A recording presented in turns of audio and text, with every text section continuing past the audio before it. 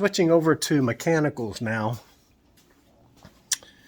Now that I've got that one I got my cover on it, waiting for my engine side of things to get done.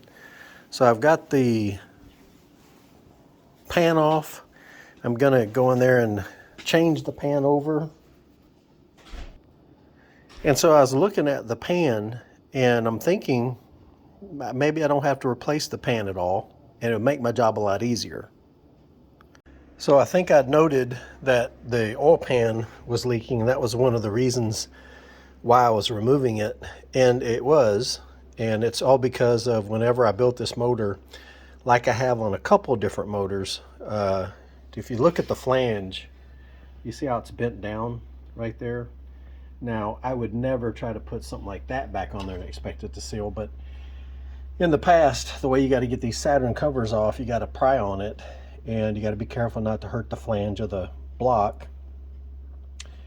And so I guess when I put this oil pan back on, like another time or two, I didn't get it completely flat, and I dealt with a corner oil leak for quite some time before I finally got around to fixing it. Well, here I am fixing this one.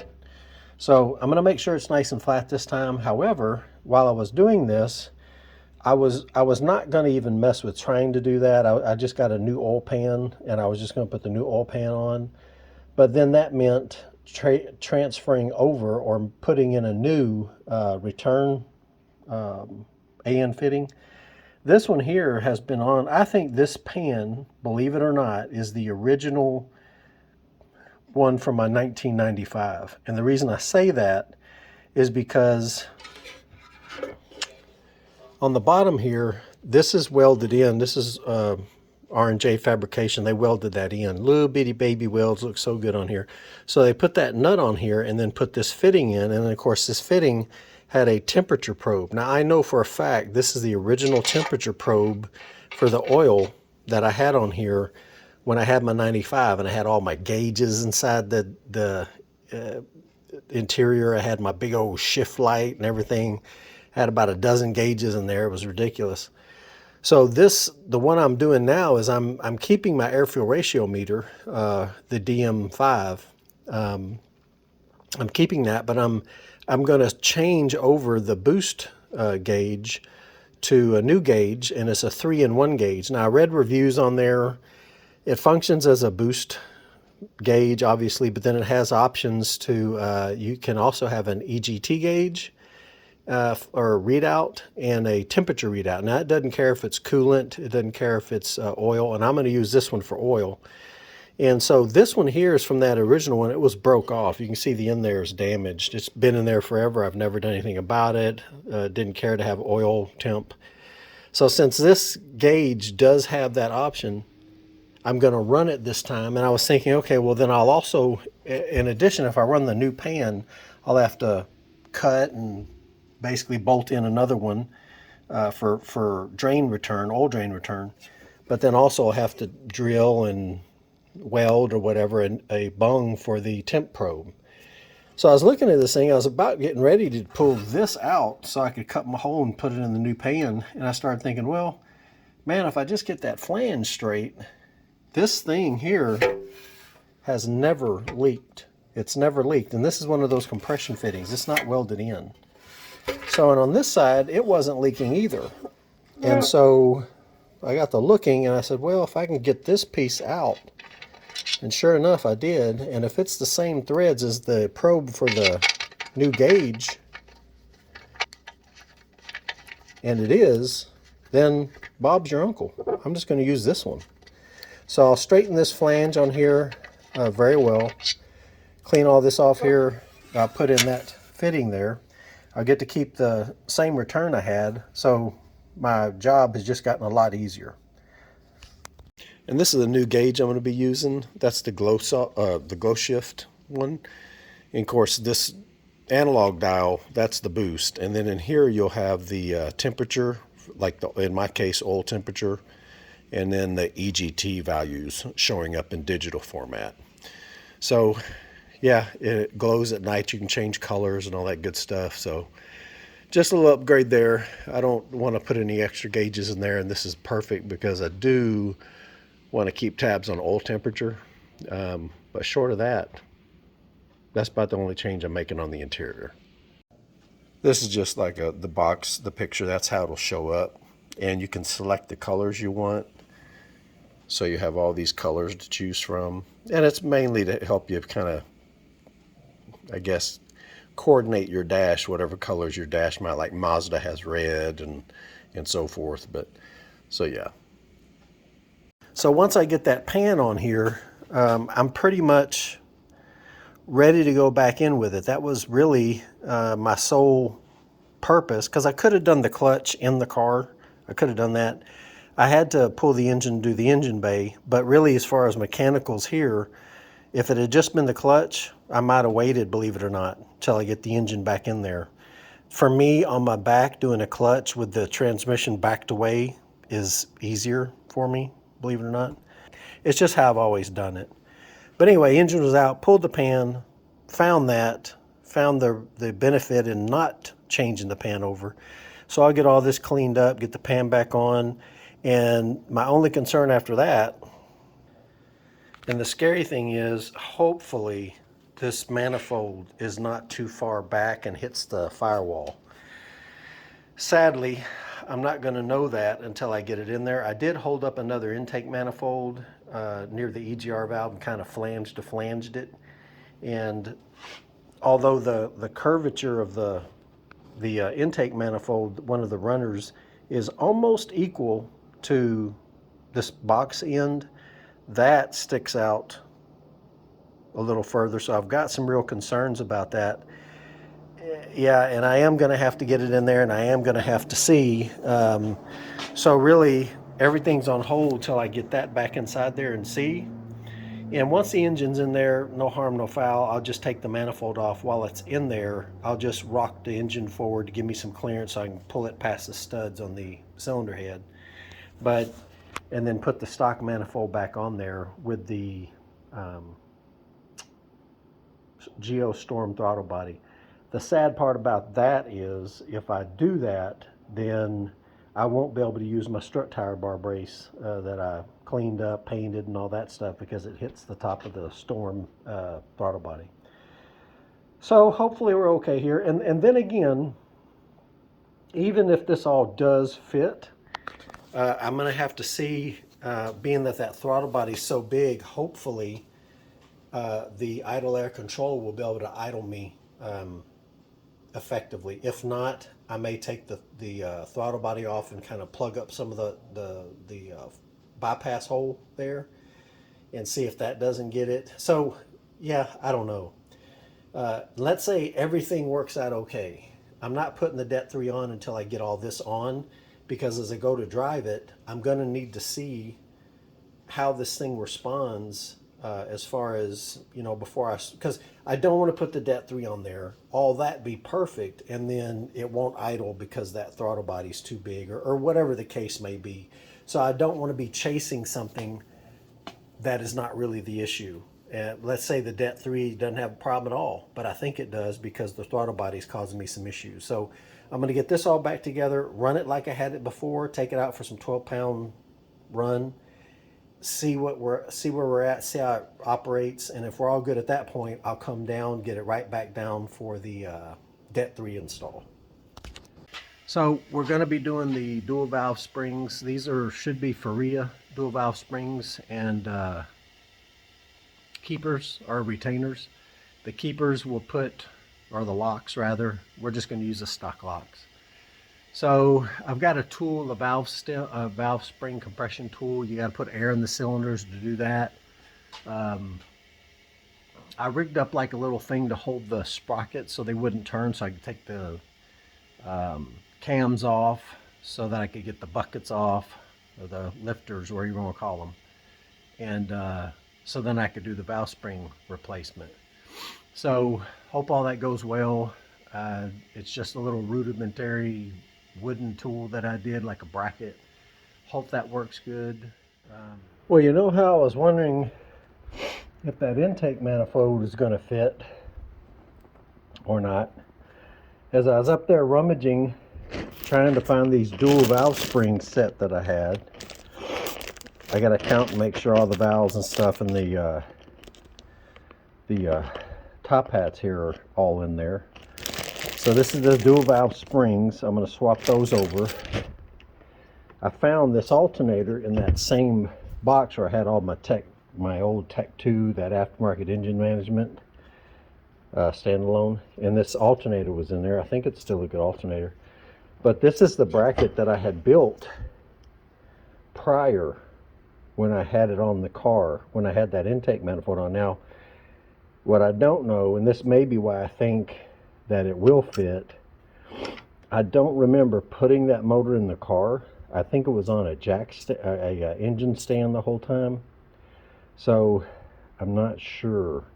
But this is the bracket that I used to clear the alternator, kind of like that one that I built over here. Like that one, but I went with this one because this one's thicker and a bit more heavy duty. That other one's like aluminum. I think that one would be fine too, but this is already done, so I'm just going to leave it. So the question remains, will that intake manifold hit the firewall? If it does, and it's just barely, then I might do a little pounding to kind of give me my clearance that I need. Touch up, you know, the firewall because it's painted, and then that'll be what we end up doing.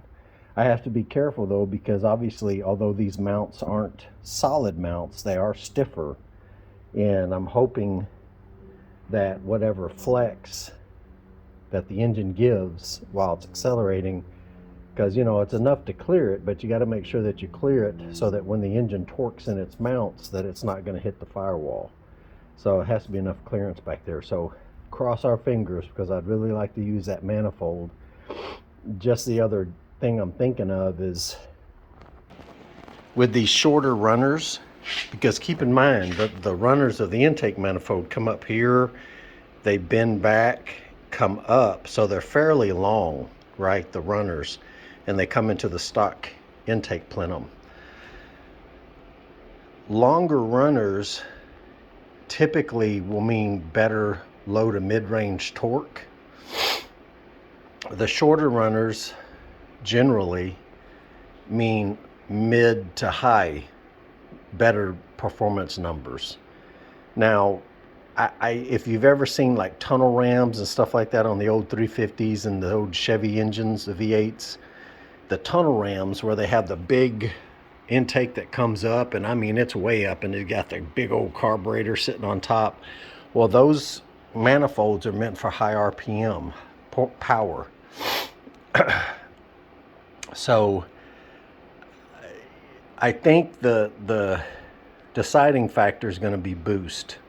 Now, that's all fine and good if it's not an issue when I'm in boost, if it helps me when I'm in boost and all that good stuff. But I'm going to be spending 80% of my time, 90% of my time off boost. And so this thing's already kind of a dog as it's accelerating from a stop, just, you know, like just coming out from a stoplight. And I think the shorter runners may not help that. So if that's the case, it's no big deal, as long as I feel the difference. As in other words, it was a benefit to put this on here for the boosted side of the threshold, you know, for the performance. Then that'll have made it worth it, you know, putting it on here. The only other thing that makes it worth it is servicing the injectors and stuff like that. Much easier to get to when it's like this, rather than having that Donald Trump comb over, you know, sitting up here on top trying to get here and get at it. So hopefully it'll work. The sadder part of it is, although I may be able to use a different fitting here to swing it back this way, like more of a bend, I may not be able to use this rail even. I know this rail fits on my stock intake manifold, but the stock intake manifold, I think the only way it will work is if I use more of an aggressive bend and coming back, and I'll use the Beggy fuel pressure regulator as my regulator. Whereas on the stock fuel rail, you have your, at least on, no, for return systems, you'll have that regulator built into the fuel rail. On returnless, you don't, and the regulator's in the actual fuel filter back at the back of the car. So we'll see. Still some things to figure out here. So when I'm changing these dual valve springs out, I'm going to do it while the head's on the car. Cross our fingers, hope that goes good. I'm taking this valve cover off right now. Now, the kit I bought is this thing right here. Now, I've used this before in my mother-in-law's Saturn engine. I rebuilt her engine and I changed out the valve stem seals on it, but the head was on the bench. And so I just put something up underneath there to keep the valve from pressing out and through. Well, this kit has this tool here that will screw down into your spark plug hole, and then you put an airline fitting here for your compressor, and you pressurize the cylinder while you're pressing down on the valve springs, and that's supposedly supposed to keep the valve up, you know, and then keep it from falling down into the head or the cylinder. So I've used it before and everything went good. While I was up there hunting around, I knew I had one of these. I forgot where I'd put it, and I got boxes and boxes and stuff up there. I use those plastic totes, and I've got blue masking tape with what's in there written on the deal to let me know so I don't have to hunt forever. But this is a GM, looks like a GM block off plate. If you look at that part number, 24575592, if you can find one and you want to block off your EGR, Bob's your uncle. Because I am going to, now, because I didn't put the provisions in on the intake for the EGR, I don't want to have this big old valve sticking its head up here, so I'm just going to put that block off plate on here. And of course that's like a, what, 95, 97, 98 head. So yeah, lucked out on that. All right, so I've got them all laid out here. They're all here. There's 16, 2, 4, 6, 8, 10, 12, 14, 16, and then there's 8 and 8. So they're all here. You always wanted to check something like this because I had them in a big bag for a long time. Don't really remember how I got them or who I got them from, but I mean, maybe it was one of those situations where, hey, here's this set, it's missing a large and small spring. All you have to do is get a large spring, you have a set. So wanted to make sure I got that figured out. But these are it. These are the FERREA, I believe. I want to say, because at the time nobody was making these things except for FERREA. Like they had the stainless valves and all that stuff. So I want to say this is a FERREA valve train. Now I don't have the titanium keepers. I'm just going to use the stock keepers. But all the literature I'm reading online from all the forums and all that stuff, and I try to read like Honda forums and things like that. Things that kind of, you know, it's not apples to apples, but maybe it's a red apple to a green apple.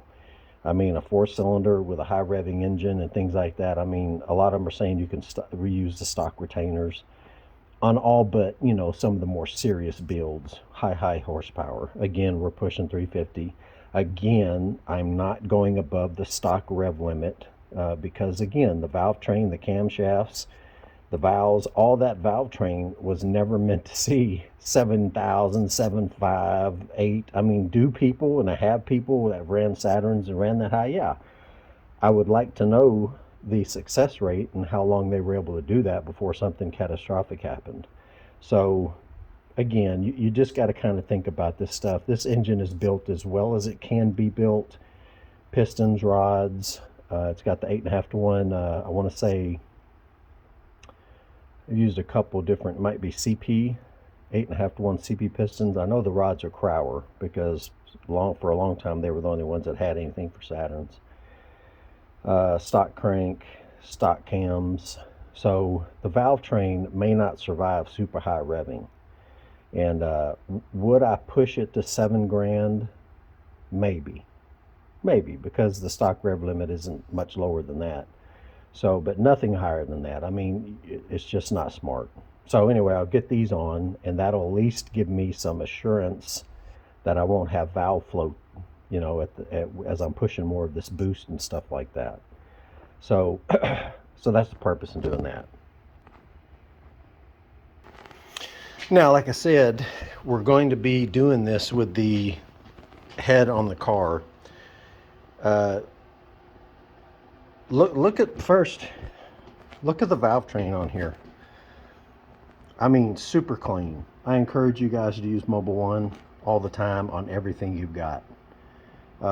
Just keeps engines so clean. I love it. I've always had this result. When I bought this car, way back, I bought it from, like, it had a salvage title. I ended up doing a recondition on it and got it recondition titled. But on the dipstick, when the folks had changed the oil in it, they were always putting it, the stain on it was like way above the full mark. I'd say probably a ½ inch above the full. And it was black. Of course, the stick itself is silver, but on the end of the dipstick here, it was almost like real dark brown, almost black, stained. Okay, so when I got it, I started using the Mobil 1, and within 2 oil changes, and of course I would put the level where it was correct at, right up to the full mark.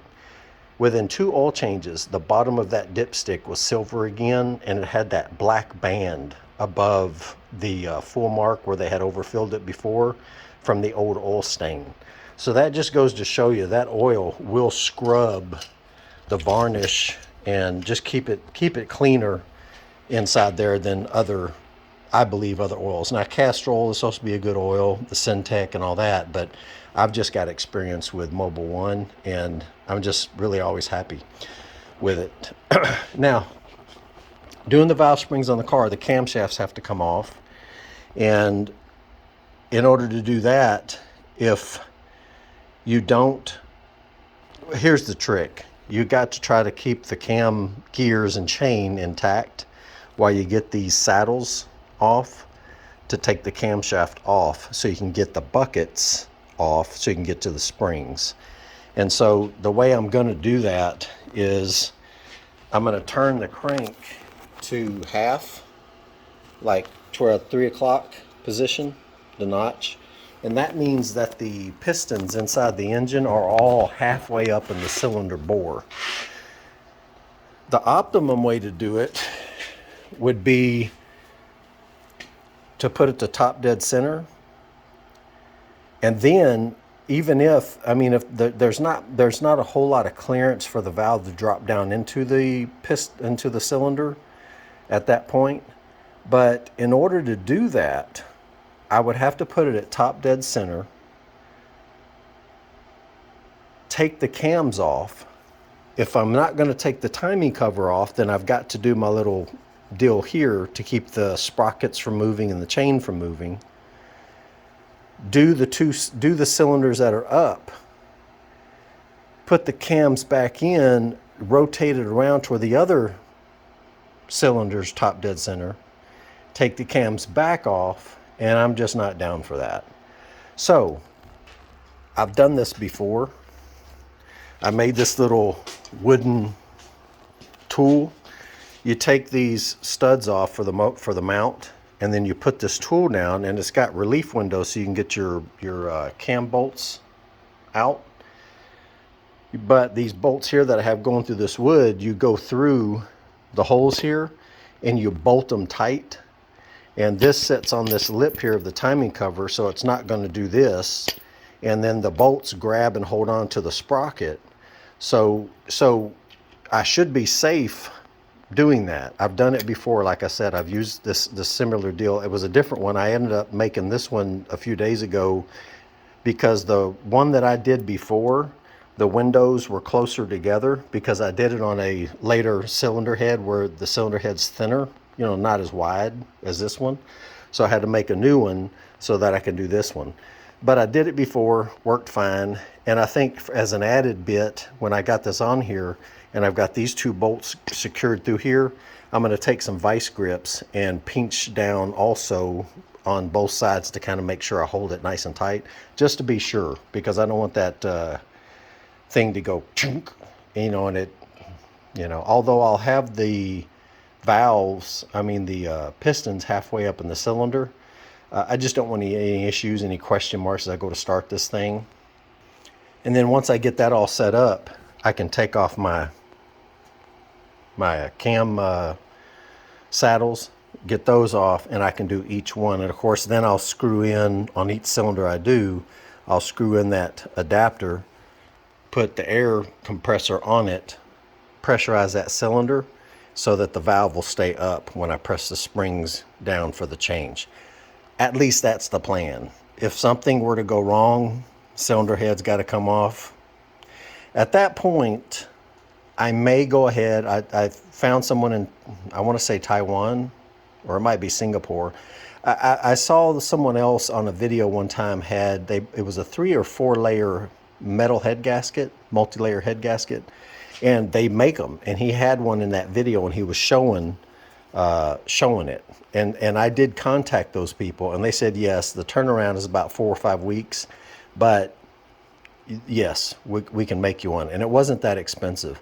So if that were to happen, I'm going to go ahead and do that because I'll have to take the head off anyway.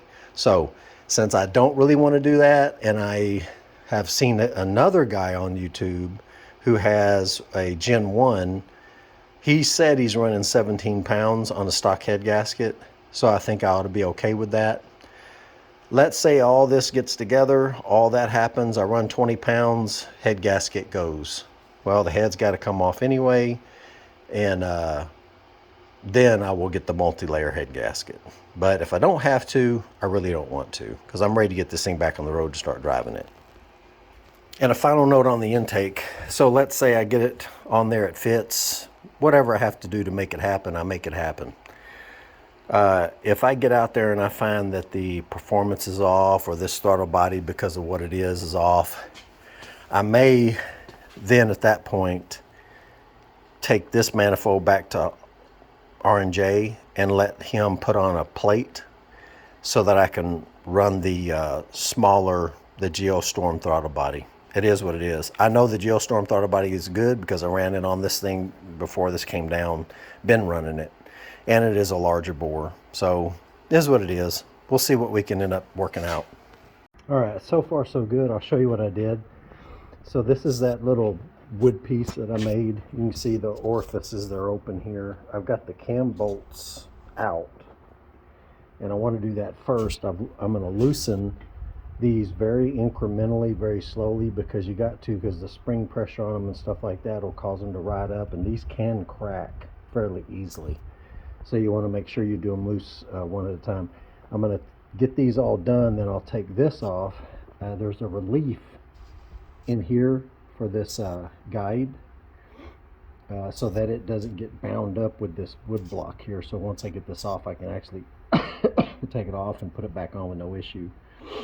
So you can see how the bolts pass through here and go into the little opening, one of them. And I've pushed it this way against, so that this the progression, it would want to go this way. So hopefully this thing don't slip. It's just one of those things you got to deal with if it does. I do have all the cylinders halfway up in the bore, and so once I get to the point, I'm going to put air in here in each one and then do the springs for that cylinder. So just showing you what we got. All right, see how you got the cam caps off? See how that cam wants to ride up on this side? It's because it's still in the cam gear. So as you're taking these off, like I said, you have to do a little bit, maybe quarter turn, 2 quarter turns, 2 quarter turns, 2 quarter turns, 2 quarter turns, just slowly but surely. And you'll see you'll have loosened this one, and as you make your rounds back around, you'll see it tightened up again. Grab them like this, feel for that little gap that's down here, and try to keep them even. Try to keep that gap even, just a few turns at a time, and just keep making your rounds, and that way they don't break, because these are part of the cylinder head. So if these crack, you're going to need a cylinder head. All right, so just be careful with it. Full disclosure, the bolt head was too long coming out here, so I couldn't get this last cam cap off right here. And I had to, because in order to get the camshaft out, if you look, you'll see that little, for your, dang it, it's on the end of the cam. Anyway, it's a nipple that goes inside there. So you have to take this and slightly pull it this way, like that. Just pull it a little bit out, and that'll give you the clearance, because the cam on this end has the ridges here. See right here? So you have to pull that sprocket just a little bit back out to clear that, and then it'll come right up out of there. So now both cams are out. Now if you watch this. You see how that wobbles back and forth? That's okay. The goal is that these sprockets don't turn one way or the other. That's the goal. And so obviously we don't want too much movement irregardless, but this is fine. So now we can pull our buckets. Underneath is our valve springs, and we'll get to the next step. All right, so first one is in. You can see the difference there. Now this was a little weird, because this tool, when you put it in here,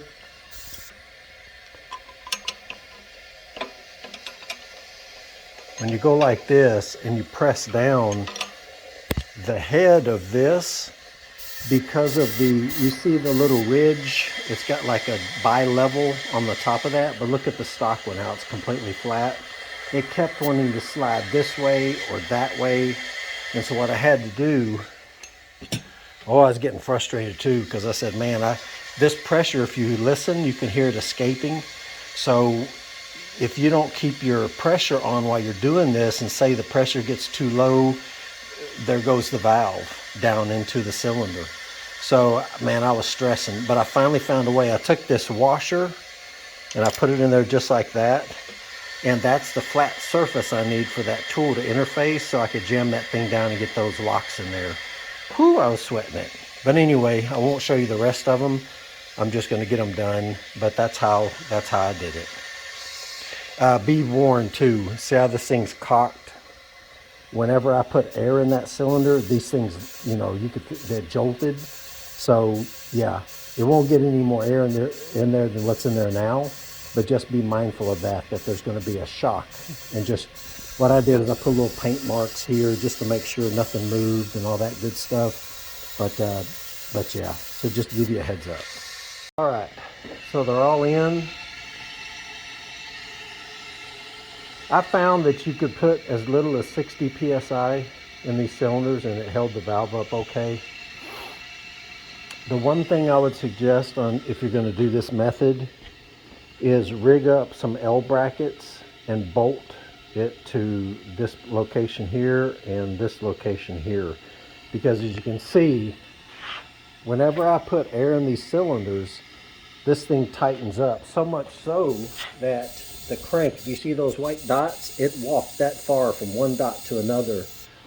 Now the timing shouldn't have been lost because there wasn't any slack in the chain per se, but mental note, as you're filling your cylinder, start it from 0 on the compressor and let it build up pressure slowly. You don't want to put a fully charged compressor suddenly into that cylinder, because then it's going to shock this thing. So there's that.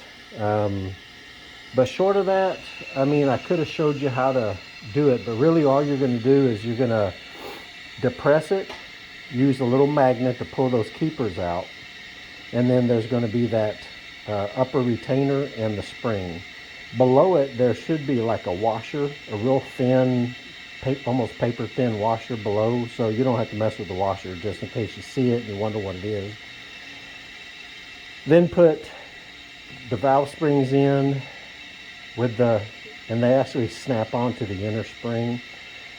And then shove one retainer in this side, shove one retainer in this side, and push them both down even with your finger.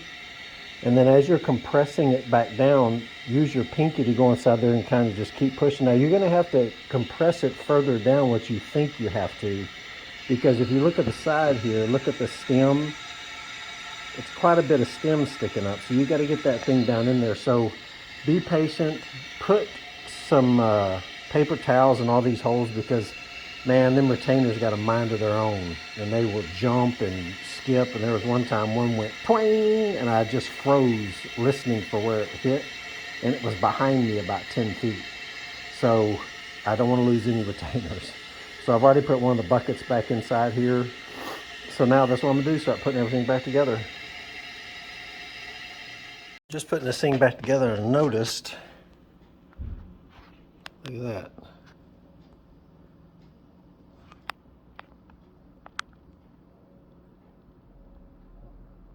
Those are cracks, and they're bad enough it grabs my fingernail. I think I'm gonna have to find at least one. No other ones look like that though. Yeah, I think on the safe side I better. Next up, after the valve springs, we're going to do this. We're going to put the differential inside here, and or rather pull it, put the green springs in and put it back in and button it all back together. This is the anaerobic sealer that you have to use for it, Loctite 515, and that's going to go around these flanges here, because you can't use regular sealant. And anaerobic means in the absence of air, so it'll dry without being exposed to air, kind of like a regular gasket maker would. And then after that, we'll be throwing all this crap back inside the car, and man, close to driving it.